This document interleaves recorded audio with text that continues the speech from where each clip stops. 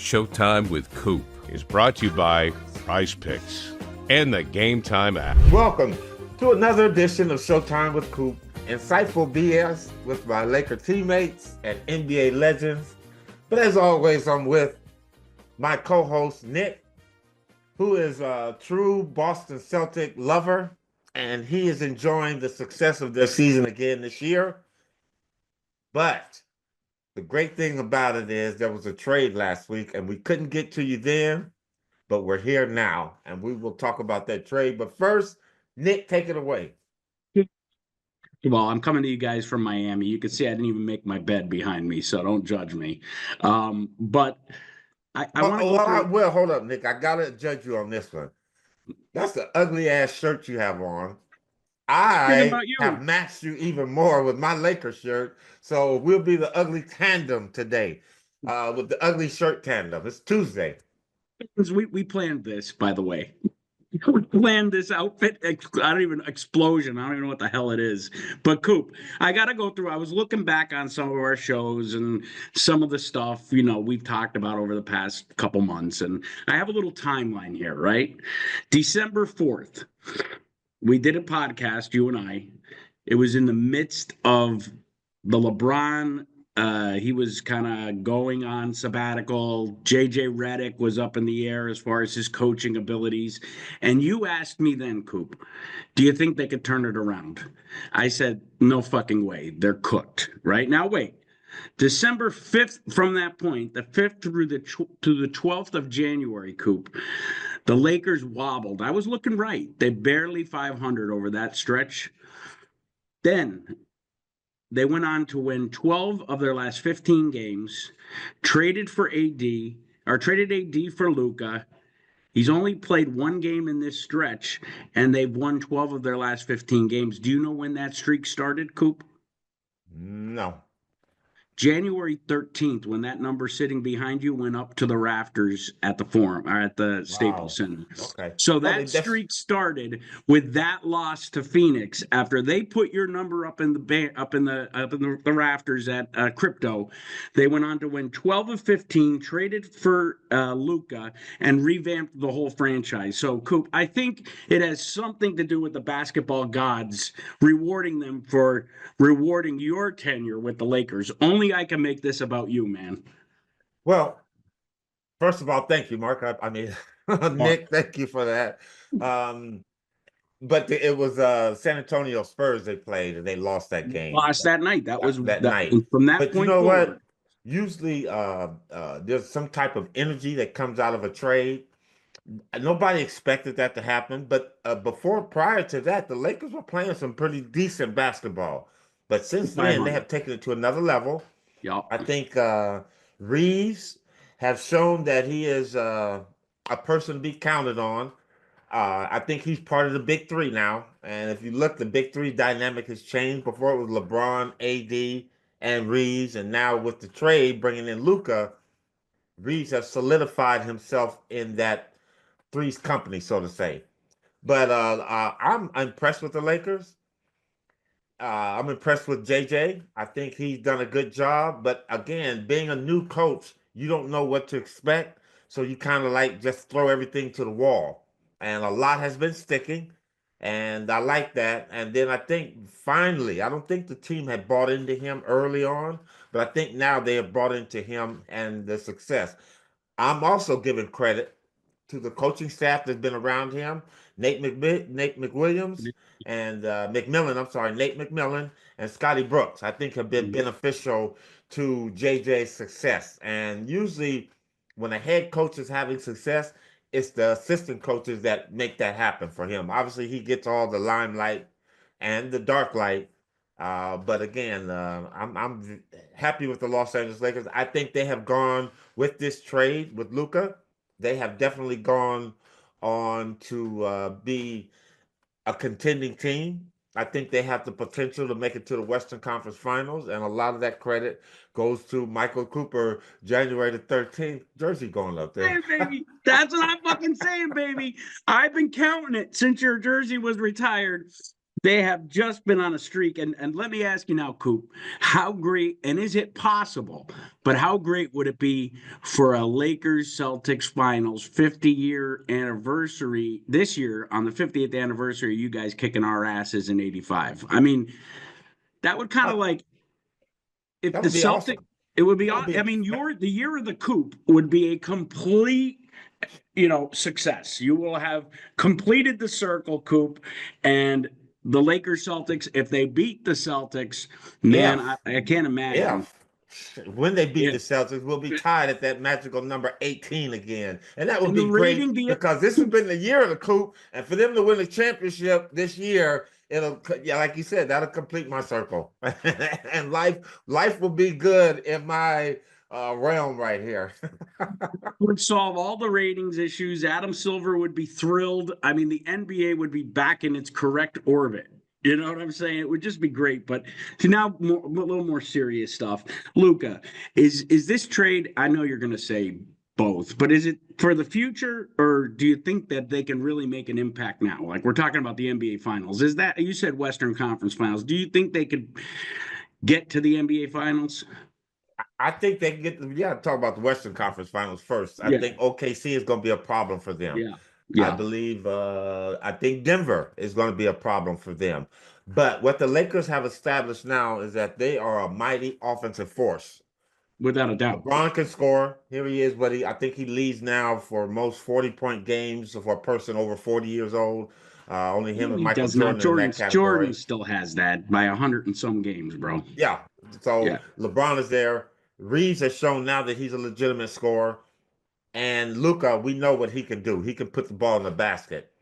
My problem with the Los Angeles Lakers is this, and sometimes Bob McAdoo said it best. Sometimes your offense has to be your defense because they Was got his three of the that worst was his defensive players. defense. I'm not gonna say the worst, but LeBron is a is Mm, adequate defensive player, mm, but he's not really mm, good. Luka is terrible, and Reeves is mhm, terrible. mhm. But with them being able to and consistently right now put the ball in the basket, that may offset that defensive presence that they don't have there. So um, I like the Lakers. I think they're gonna create a big. I think they're the talk of the town. But again, Yeah. like that old saying goes, talk is cheap. You got to see. Yeah, they beat Utah Jazz. That's to be expected with or without Luka. Now the test will come when they start playing these over 500 teams or teams that they're gonna have to beat if they see them in the playoffs. I mean, LeBron, his defense has. I mean, I was trying to in my head. I was going. I remember back in the day, Coop. Celtics fans would say it a lot, but NBA fans, non-Lakers fans would often say Kareem doesn't play defense towards the end of his career. Towards the end of his career, dude, they used to a lot. He wouldn't run back. He was a selective defender. He had to be. He conserved his energy. A lot of times he wouldn't get back on defense, Coop. I'm talking 89, 88, like his last years, 87, 88. So I was thinking to myself, is that on LeBron, what LeBron is doing right now? And I think to a degree, right? He's got to conserve his energy a little bit. But dude, this shit's bad. Like Kareem at least like blocked shots, defended the middle. No, he didn't get back on defense a lot in those last years. But LeBron just sometimes just doesn't even play defense at all. Well, hold up. LeBron is a good on-ball defender. I think Oh where he yeah. has, to me, when I look at the games, his issue is when he's that weak side help. He doesn't get there fast Transition. enough. But I think Yeah. his on ball, he holds his own there. I think he's still physical. Some of his defense, I think I like him in transition defense because he comes and he blocks shots.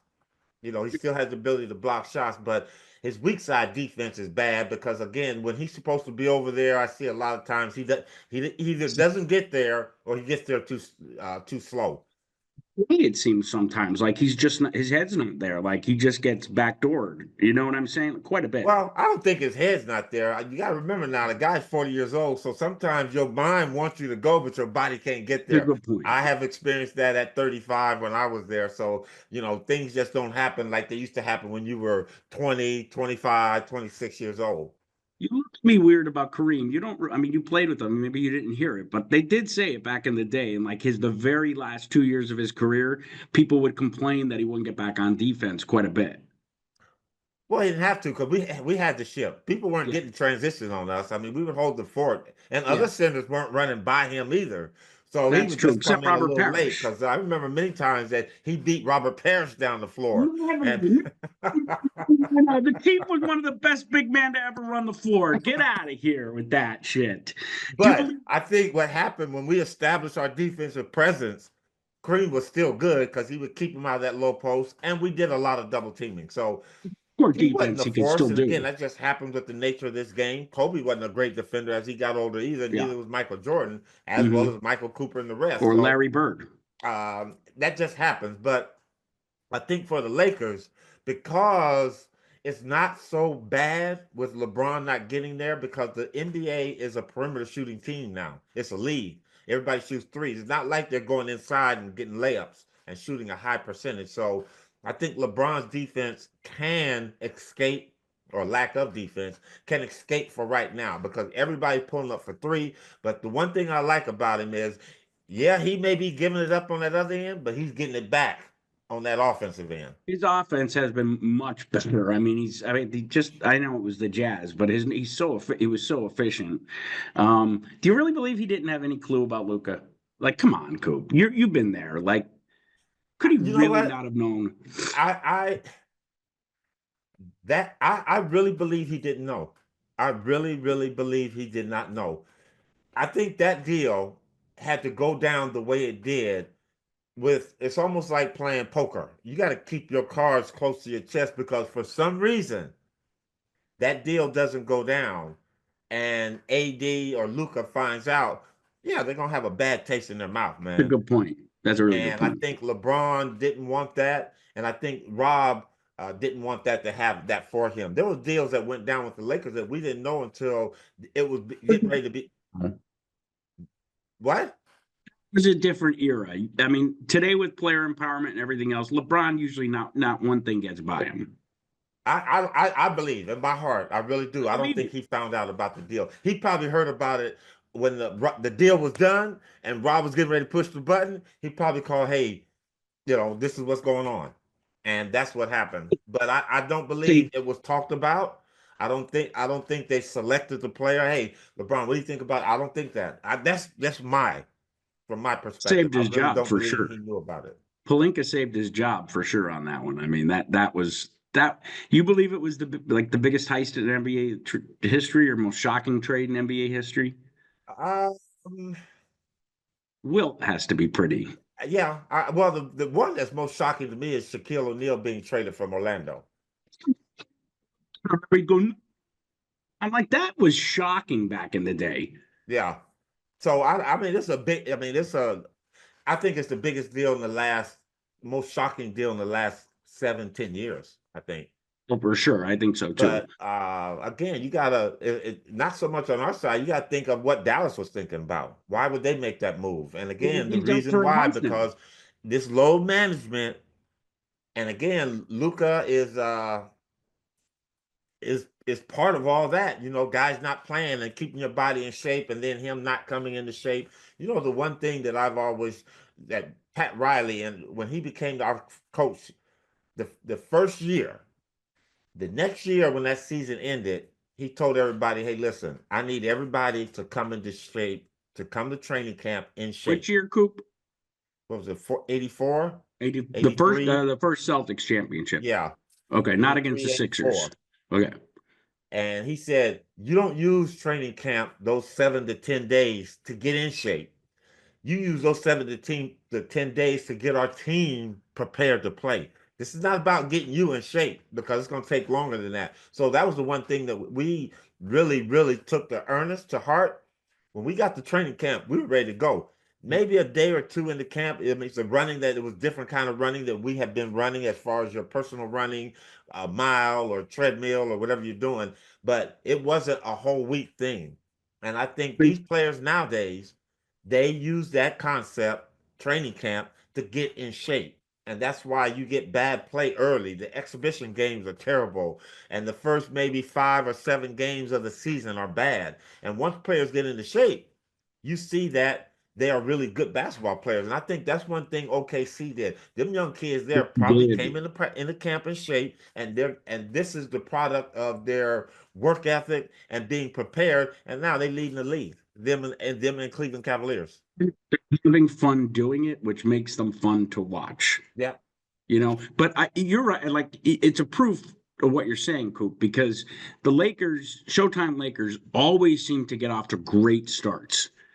Always, because we'd be like going, what the hell? Well, Max and Larry Bird were running off the junk food and the beers. You know what I'm saying? I mean, I might get in trouble for saying that, but it's true. You guys were already in shape, already ready to roll, and you get off to crazy good starts. We'd all be like this the first couple weeks of the season, So it proves it. PrizePicks, the best place to get real money sports action. They've got over 10 million members and billions of dollars in award winnings. PrizePicks has made daily fantasy sports accessible to all. It's simple. You just pick more or less and at least 2 players for a shot to win up 1,000 times your cash. Run your game all season long on PrizePicks. All-Star Weekend is almost here, and PrizePicks is the best place to win cash while watching your favorite players during the game and the Saturday night events like the 3-point contest. PrizePicks also offers weekly promotions. I love this one, Taco Tuesday. I just like to say it, Taco Tuesday. It could lead to big payouts, like Taco Tuesday. Each Tuesday, PrizePicks discounts select player projections up to 25% to provide even more value for your lineups. Download the app today and use code CLNS to get $50 instantly after you play your first $5 lineup. Again, download that app today. Use code CLNS to get $50 instantly after you play your first $5 lineup. PrizePicks, run your game. Cool. Do you believe any of the conspiracy theories that are going around about Luka? You've heard them, I'm sure. I haven't heard any. Oh my God. So there's a couple. I mean, let's say the 3 biggest ones is, there was some leaked hot mic moments with Nico from the Mavs, bad-mouthing Luka a little bit. That's not really conspiracy. It's more, assumption of why maybe he was traded.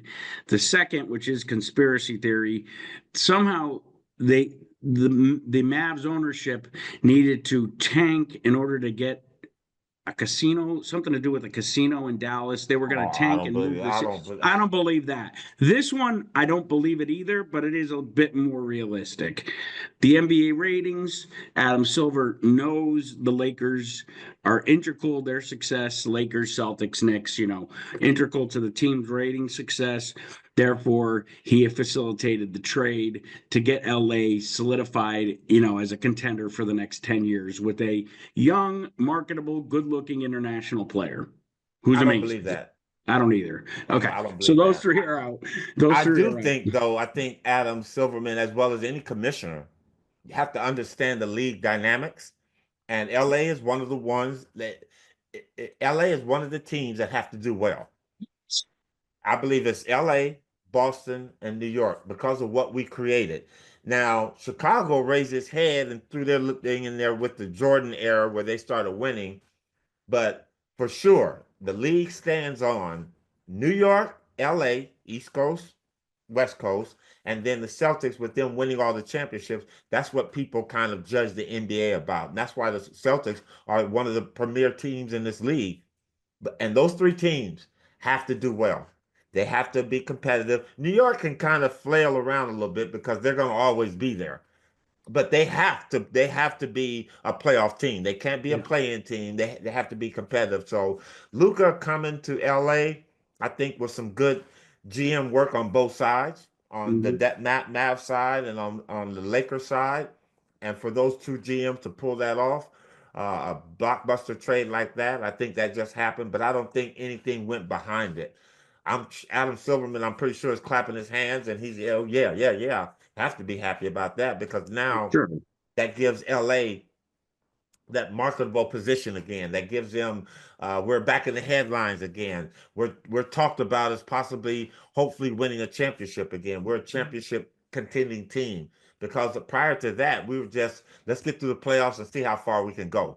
Now, and even I'm on the bandwagon, the Lakers can get to the Western Conference if they are very healthy. They still have to worry about health, but that's every team in the NBA. You got to stay healthy. And second, you got people that can score, and that's what the NBA is about. And we got three. Well, Reeves now is showing he's a 40-point scorer. You got three people that on any given night, two of the three, maybe not all three, but that'd have to be a really nice game. But two of the three can go get 40 points, and we can win the game. End up, when it's all said and done, being a top 5 Laker? Say that again. When it's all said and done, will Luka end up being a top 5 Laker? Of all time? Yeah. No. Is it LeBron? I think LeBron will be. Yeah, Luka got too many. I mean, like, come got to on. climb over. How could you say on the body of record LeBron has given us in 5 years, right? The Lakers. The 5 greatest Lakers. It's not your LeBron. 5, Nick, and I'm gonna give you my 5. Easy. It's in no particular order. Kareem, Magic, Jerry, Shaq. Kareem, Magic, Jerry, Shaq. Who am I missing here? Don't say it. Maybe Elgin? Kobe. That's the 5. Yeah. So for me, so LeBron LeBron isn't even change close because the 5 greatest Laker players to me: Kareem, Magic, Jerry West, Wilt Chamberlain, and see, I have to throw Elgin in. I think because Elgin did some things, man, that people weren't even. So, but if you ask another Laker fan, that will change around again. So you got 5 there. Then you say Shaq. Then you say Shaq. Then you say Kobe. Yeah, that's Shaq, Kobe. I wouldn't consider Gail Goodrich up there. So with just those eight right there. What? Yeah, worthy. Say 9. Okay. So LeBron is 10. That's a lot of people he got to go over, Luka, and he's got to do. You know what? He's gonna have to win some championships to even to get close to the top 10. Looking at what LeBron has done, I know you're not going to bite this, but I'm just going to say it. Look at what LeBron has brought LA in the last 5 years. Won championship, dismantled the championship team, a lot of drama, a lot of controversy. His son, who's done nothing but bring bad PR, all that stuff. Now, all that stuff, and then Luka's potential for the next 10 years. I think it puts Luka in potential to maybe crack that top 5 list, but LeBron's not on it. I'm complimenting the Lakers, not LeBron. If you're just talking about scoring, it's a good chance, but you got to win championships. Wilt won 1 championship with the Lakers, but the presence that Wilt established, and I'll tell you this, if Luka go out and score 102 points, I think he cracks it then. When did Elgin win? Elgin won a donut, and you have him in your top 5. Because Elgin changed the game of basketball. I love this the way he played, the things he had to go through. It's so unfortunate that he didn't win a championship, but Elgin changed the game in the 60s and 70s. I agree. He did. So that to me sets him that he's already up there with that. So does Luka have an opportunity to be a top 10 Laker when all is said and done? Yeah, I think he can do that. He'd bounce LeBron out. What? He'd bounce LeBron out of the top 10. No. LeBron is solidified in the top. Coop, that's why I say, listen, if you ask a young kid today, like ask my son. I don't care about them. If you ask my son who are the top 5 Laker players, he'll probably say this: Kobe. LeBron, Shaq, maybe Magic, definitely and Kareem, or Jerry West, because they know Jerry West is a logo. That's a shame on the NBA. That is a shame on the fucking NBA that young people don't know. When you were playing, the whole All-Star game was little mini vignette segments on you guys honoring the players of the past. Yeah. Now the players are mad at the players of the past. I've had it. Let's move on from this. I got one more question. One more question on the Luka topic. If this wasn't a conspiracy theory, just kidding. If this wasn't like a CIA secret trade, right? And it was opened up and the Celtics had an opportunity to make this deal, would you trade Jaylen Brown for Luka Doncic? If I were the Celtics?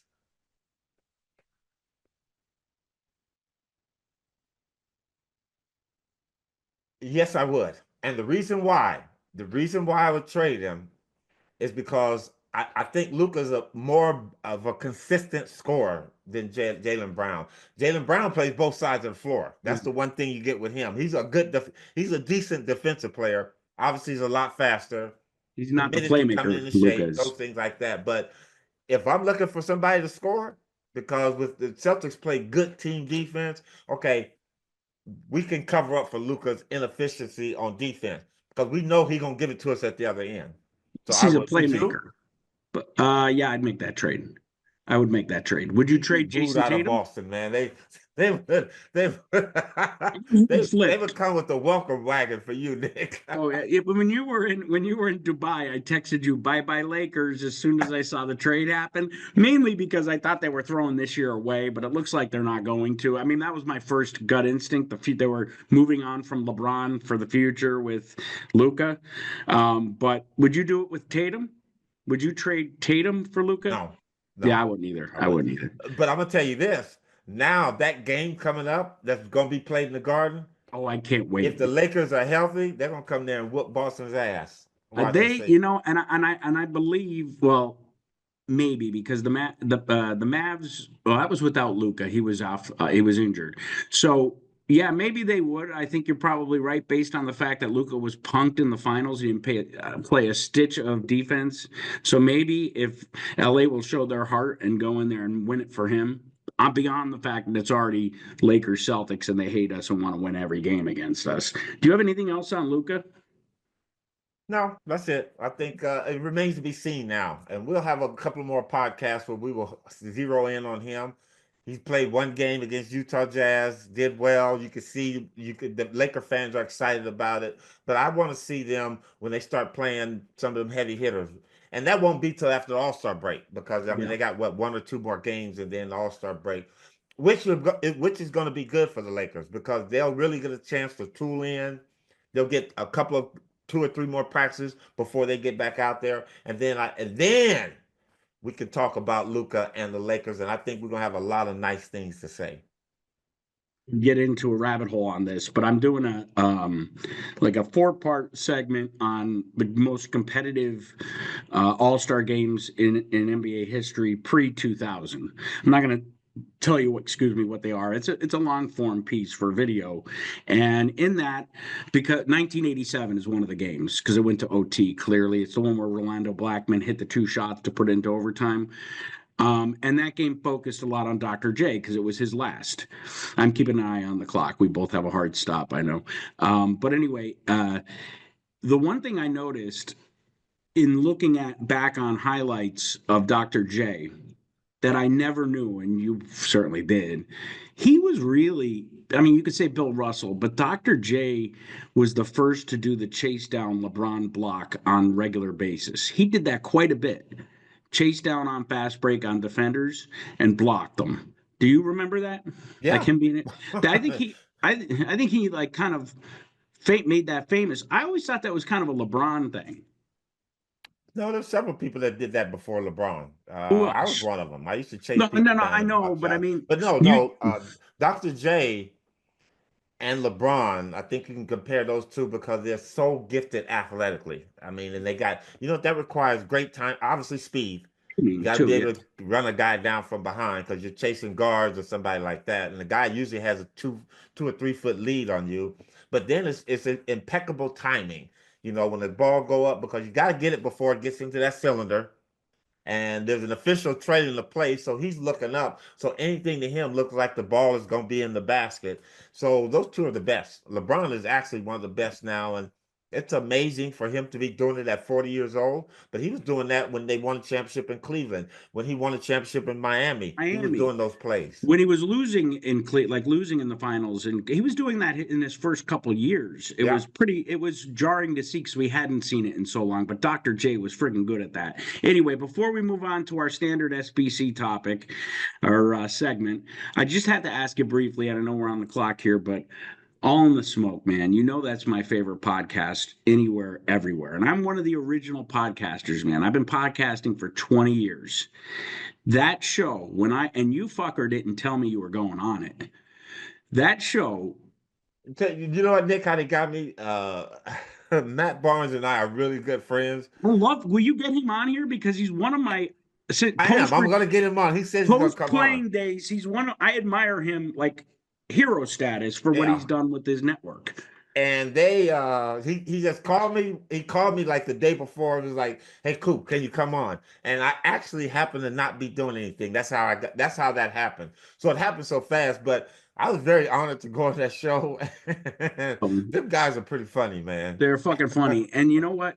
Yeah, I saw Byron the week before you, and I'm like, not that I love Byron Scott, you know, but I'm like, what the fuck, man? Like, where's Coop? He just got, and I didn't know. And then it popped on last Friday, and I'm like, that motherfucker didn't tell me. But my flight down to Miami, I was able to listen to the whole thing. So, and man, I was like tickled, man. You're everywhere, Coop. I'm so happy for you, and you deserve every bit of it. Did you hear the whole thing? Majority of it, yeah. I have Okay. some saved for the flight home. Don't tell me. Okay. Well, Fan, at the don't tell the end they asked me a fans. question, and I am ashamed of what I said, but that's a whole nother Oh, thing. I'll text you. It had to be at the close to the end. Yeah, it was at the end. Oh, It was at okay. the end. I'll because I only have like 8 minutes left. I was gonna listen on the flight home, but I'll text you about that. But fans, check out All in the Smoke with Coop. I mean, I think it was one of their best episodes because you guys were all so chill. You know what I'm saying? You could Well, tell I wasn't you were that chill. nervous. I You were was chill, nervous. but they were very chill. Well, because they were, all in the smoke. SBC, Coop. It's time, baby. So we're going to start with Start Bench Cut, your favorite segment. Some of your favorite players on this list we compiled. So we're going to start with John Hondo Havlicek, one of your faves, Kevin Durant, Blake Griffin. Start Bench Cut. Okay, I'm gonna I'm gonna start Kevin Durant. Uh, Okay. Probably one of the most unstoppable shots in the game. I mean, Kevin is long, he's unguardable. Who do you guard him with? That's the Who's problem, getting and cut? he's a bucket waiting to happen. I'm gonna bench Havlicek because that's what he knows. He comes That's off what the he's bench, six and man. unfortunately, and with serious regret, I got to cut Blake Griffin. I am a big Blake Me Griffin too. fan. I really Huge. like him. Me too. But in this But he's not situation there. here, you're going to one of the what Kevin Durant just broke the top 10 scoring for 30,000 points. So, It's like he's top going to five, score. isn't he scoring? Huh? Havlicek is way up there in scoring too. He's top 8, 7. I mean, he's got Oh, 28,000 points, Hondo. yeah, but Yeah, he's up KD there. just broke that top Oh, I last night. know. I believe it just broke into the top 10 or something, but past Shaq. He I got know. number I saw 9 or that. something like that. I saw that. When KD's not being a douchebag on social media, he's really a good guy. Like Yeah. his comments were great. I talked to him a lot on DM. On Twitter, he'll DM me. But like on social, he's like always going at people. Anyway, number 2, SBC. Tom Chambers. Interesting. 1987 final All-Star Game MVP. I know that because I'm working on it. Robert Ory. Xavier McDaniel, the X-Man. Ooh, that's a good one. Wow. I'm on a. Ooh. That is a tough one, Coop. Yeah, I'm gonna start Tom Chambers because he's probably one of the most athletic bigs or fours who look. Actually, he was more of a three, but played four with those supersonic teams and the Phoenix teams. I'm gonna High start flyer. Tom. That dunk he has is probably one That of the all-time greatest, where dunk. he jumped on that guy's shoulder. I mean, you got a white guy here who's just white man can jump. You know what I'm saying? He proved it over and over. Hey, that's white chocolate there. That dunk there was, yeah, that was kind of nice. But Tom Chambers, and a great guy. I love Tom. I see him when I go to the golf tournaments that Mr. Colangelo has in Phoenix all the time. But Tom Chambers, I'm gonna start him. I'm going to bench Robert Ory because he's big shot Rob. Rob can either start or come off the bench. He's still gonna do anything. And you know what? It pains me to cut the X-Man because I need toughness and somebody that can go get a basket. But yeah, I'm gonna for me, I'm gonna bench Robert Ory, and I gotta cut X. Jump in on this one. Who do you say? some of the only one. I mean, I agreed with you totally on Hondo, Durant, and Griffin. This one, I start Chambers. I'm with you because he's under discussed, and people need to really, really look into Tom Yeah. Chambers. He was awesome, and I'm going to bench X-Man, and I'm going to cut Robert Ory. And it's not. I mean, that's a tough one because, like you said, he's big shot, Mr. Big Shot, but X-Man could get it done in so many ways, and he's tough. No one's fucking with him. He just gave me headaches in his Seattle days. You know, even with New York, he gave me headaches when he was in New York. So last one, Coop. I always like this one. I always kind of team these two together because I know it screws with you.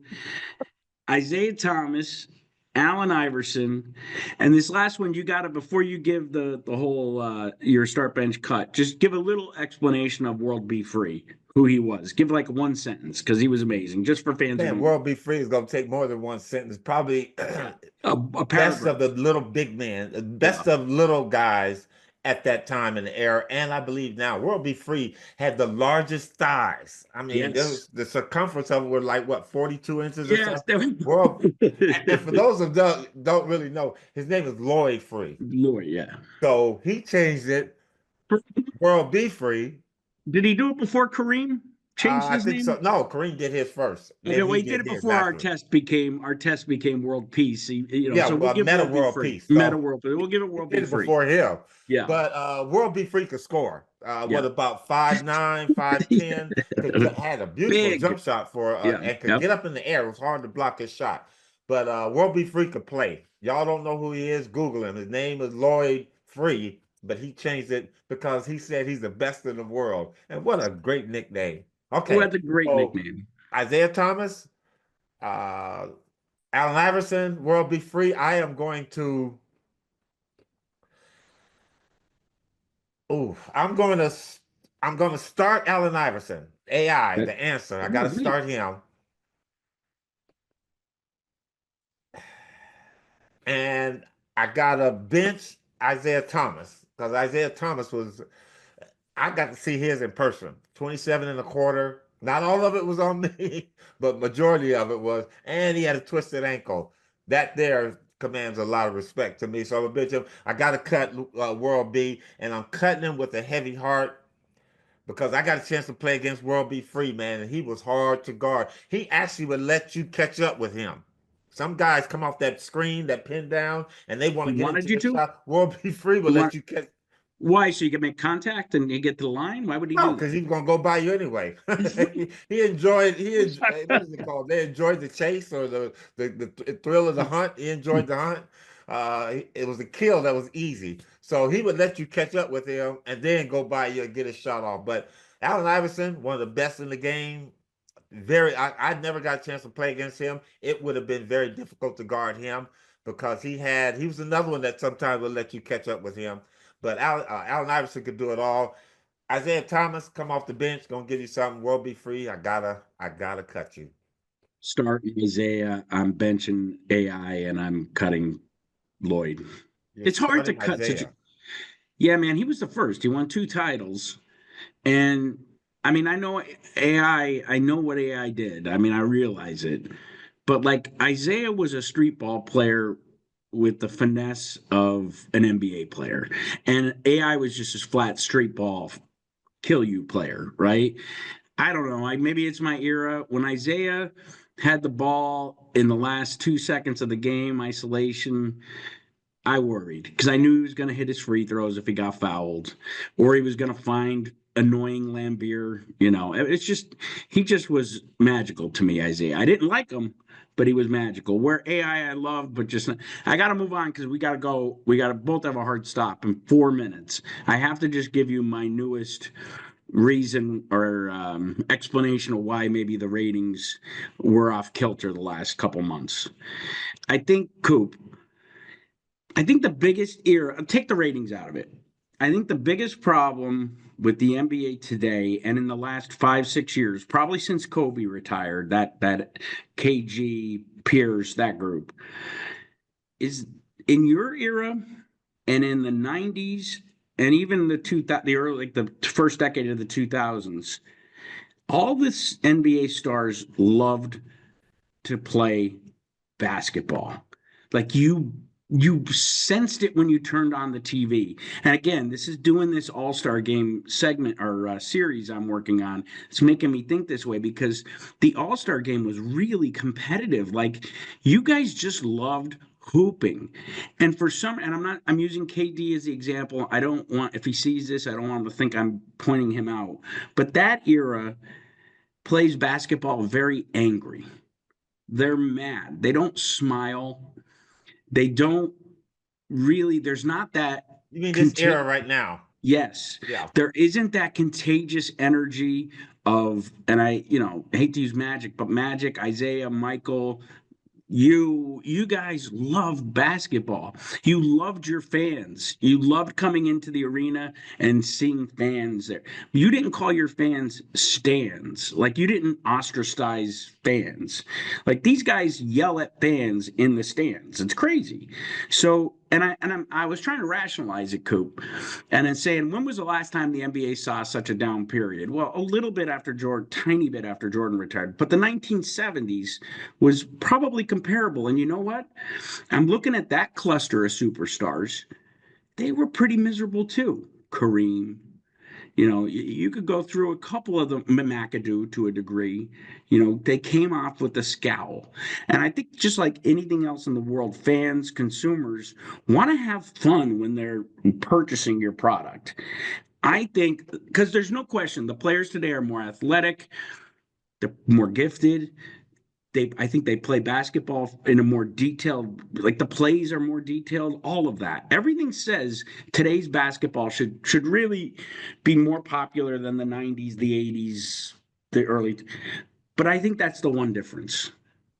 What do you think? I think for me, today's game has gone into more of entertainment.